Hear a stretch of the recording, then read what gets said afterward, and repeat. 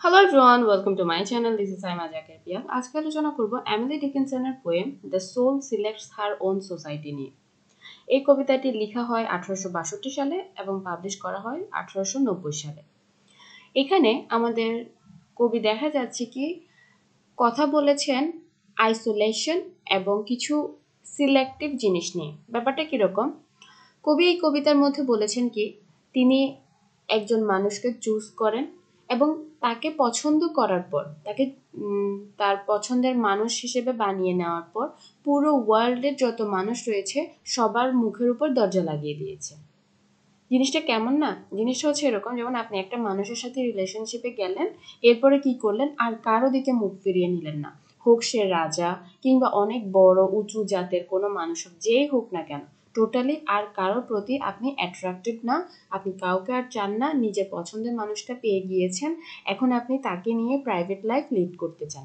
কারণ দেখা যায় অনেক মানুষ থাকলে দেখা যাবে কি আপনার যে ব্যক্তিগত প্রাইভেট লাইফ রয়েছে সেই জিনিসটা ডিস্টার্ব হবে, আপনার নীরবতাটা অথবা আপনার আইসোলেশনটা ডিস্টার্ব হয়ে পড়বে, দেখা যাবে আপনার কোনো প্রাইভেসি থাকবে না। তাই কবি কি বলছেন, শুধুমাত্র একজন মানুষকে পছন্দ করে নিয়েছেন এবং এরপর পুরো সবারকে একদম ইগনোর করে ফেলেছেন।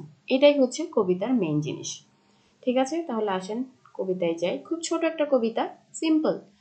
The soul selects her own society, then shuts the door to her divine majority, present no more. এই চারটা লাইনে আমাদের কবি বলেছেন কি সোল কি করেছে, তার ওন সোসাইটিটাকে সিলেক্ট করে নিয়েছে। এখানে ওন সোসাইটি মানে বোঝানো হচ্ছে তার প্রিয় মানুষটাকে তিনি পছন্দ করে নিয়েছেন। তারপর শাটস দ্য ডোর, তারপর সে কি করেছে, দরজাটাকে লাগিয়ে দিয়েছে। এখন দরজা লাগানো মানে কি বোঝানো হচ্ছে, তার মনের দরজাটা। তো পছন্দের মানুষ যখন পেয়ে গিয়েছেন সেহেতু তিনি কি করেছেন, তার মনের দরজাটাকে লাগিয়ে দিয়েছেন। To her divine majority present no more, যত ধরনের টু আর ডিভাইন মেজরিটি দ্বারা বোঝানো হচ্ছে যে তিনি মানে আর কোনো মানুষ চান না, তিনি চিন্তা করছেন কি one person is better than two or more persons. ঠিক আছে, তো আর সবার প্রতি তিনি তার মনের যে দরজাটা সেটা বন্ধ করে দিয়েছেন, প্রেজেন্ট নো মোর, তিনি আর কারোর জন্য কোনো প্রকার অ্যাভেলেবেল না। ঠিক আছে, চারটা লাইন বুঝে আসছে? তাহলে এই চারটা লাইন দ্বারা কি বোঝানো হচ্ছে, আমাদের কবি একজন পছন্দের মানুষ পেয়ে গিয়েছেন, এরপর তার মনের দরজাটা বন্ধ করে দিয়েছেন, কারণ তিনি মনে করেন কি একজন মানুষ এনাফ, তোমার কোনো প্রকার দুইজন কিংবা অনেক মানুষের প্রয়োজন নেই। যদি আপনি অনেকগুলো মানুষকে পছন্দ করেন তাহলে দেখা যাবে কি আপনার যে প্রাইভেসি রয়েছে সেটা ডিস্টার্ব হয়ে পড়বে, আপনার কমফোর্টেবল ফিল করতে পারবেন না, যেমনটা আপনি একজন মানুষের সাথে থাকতে পারবেন। একটা জায়গায় যখন অনেক মানুষ থাকে তখন দেখা যায় কি জায়গাটা অনেক বেশি ক্রাউডেড হয়ে পড়ে, এবং কবি এই ধরনের কোনো কিছুই চান না।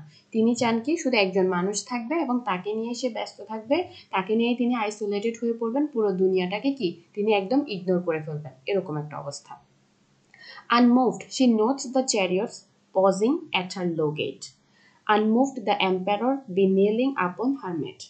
এখানে তিনি বলছেন কি যেই আসুক না কেন, দেখা যাচ্ছে কি কোনো ক্যারিয়েজে করে কোনো মানুষ তার গেটের সামনে আসছে, এখানে গেটের সামনে বলতে তার মনের গেটের সামনের কথা বোঝানো হচ্ছে, মানে কেউ ঘোড়ার গাড়িতে করে তার মনের দরজার সামনে এসে তাকে নক করছে, মানে তাকে আমাদের কবিকে চাইছে, এবং দেখা যাচ্ছে কি রাজাও এসে তার অ্যাটেনশন চাইছে, কিন্তু তাও আমাদের কবি একদম আনমুভড। সে রাজা হোক কিংবা কোনো পাওয়ারফুল পার্সন হোক, যেই হোক না কেন, আমাদের কবি কারোর জন্য তার মনের দরজা আর খুলবে না, কারণ তিনি তার চুজেন পার্সনকে পেয়ে গিয়েছেন, তার পছন্দের মানুষকে তিনি পেয়ে গিয়েছেন। সো সে যেই হোক না কেন, যে এসে তার দরজায় কড়া নাড়ুক, তিনি তাদের জন্য দরজা খুলবেন না। I have known her from an ample nation, choose one, then close the valves of her attention like a stone. এরপর তিনি বলছেন কি তিনি দেখা যাচ্ছে কি অনেক মানুষ তার কাছে আসছে, ঠিক আছে, মানে অনেকগুলো অনেক গণ্য মানুষ, অনেক ধরনের মানুষই তার অ্যাটেনশন পাওয়ার চেষ্টা করছে, তার ভালোবাসা পাওয়ার চেষ্টা করছে, কিন্তু আমাদের কবিতা একজনকে পছন্দ করে নিয়েছেন এবং তিনি দেখা যাচ্ছে কি সবার জন্য তিনি তার মনের দরজাটাকে টোটালি কি করেছেন, একদম অফ করে দিয়েছেন, অনেকটা স্টোনের মতো। একটা স্টোন যেমন শক্ত থাকে, মানে যেটাকে যেটাকে যেমন লাড়ানো যায় না বা ভাঙা যায় না, যেরকম একটা অবস্থা আমাদের কবির অবস্থাও ঠিক সেরকম হয়ে গিয়েছে। তিনি তার মনের দরজাটাকে এমনভাবে লাগিয়ে দিয়েছেন যে তিনি আর কাউকে সেখানে ঢুকতে দিবেন না, সেখানে ঢুকার পারমিশন আর কারো নেই। সে যেই আসুক, সে যেই হোক না কেন, যত মানুষই আসুক না কেন, যত বড় লোকই হোক না কেন, তার জন্য এগুলো কোনো কিছুই ম্যাটার করে না। আশা করি জিনিসটা বুঝতে পেরেছেন। এখানে মোটামুটি ব্যাপারটা হচ্ছে এরকম, যেমন আপনি ধরেন কাউকে পছন্দ করছেন, একজন মানুষকে পছন্দ করলেন, এরপর আর কাউকে ভালোবাসলেন না, শুধু ওই মানুষটাকে নিয়ে থাকলেন এবং ওই মানুষটাকে নিয়ে আপনার সবকিছু, এবং অন্য যে কে আসুক আপনি তাকে আর পাত্তা দিবেন না। এটাই হলো কবিতা, শেষ। এবার আসেন থিমে। থিমটা কি? থিমটা হচ্ছে সেলফ রিলায়েন্স এবং ইন্ডিভিজুয়ালিটি। সেলফ রিলায়েন্স কেমন? আমাদের কবি নিজেকে কি করেছেন, একদম আইসোলেটেড করে ফেলেছেন একজনকে পছন্দ করার পর, এবং তিনি বলছেন কি তার যে সোলটা রয়েছে সেটা ন্যাচারালি রিজেক্ট করে দিয়েছে পুরো আউটসাইডের ওয়ার্ল্ডটাকে, এবং তিনি সেলফ রিলায়েন্ট অবস্থার মধ্যে আছেন, এবং তিনি ওই মানুষটাকে নিয়ে থাকবেন, এবং তার ইন্ডিভিজুয়ালিটি, তার প্রাইভেসি কোনো কিছুই যাতে কোনো মানুষের জন্য, কোনো বাইরের কারোর জন্য যাতে কোনোভাবে ডিস্টার্ব না হয়, এই সব কিছুর উপর ফোকাস করে এই কবিতাটা লেখা হয়। আমরা যখন কবিতাটা পড়ছিলাম তখন কিন্তু দেখছিলাম কি আমাদের কবি বারবার কি বলছেন, তিনি সবার জন্য দরজা লাগিয়ে দিয়েছেন, যেই আসুক না কেন। তার মানে তিনি চাইছেন কি নিজের মতো করে থাকতে, নিজের ইন্ডিভিজুয়ালিটিটা যাতে থাকে, তার প্রাইভেট লাইফটা কোনো প্রকার ক্রাউডেড না হয়।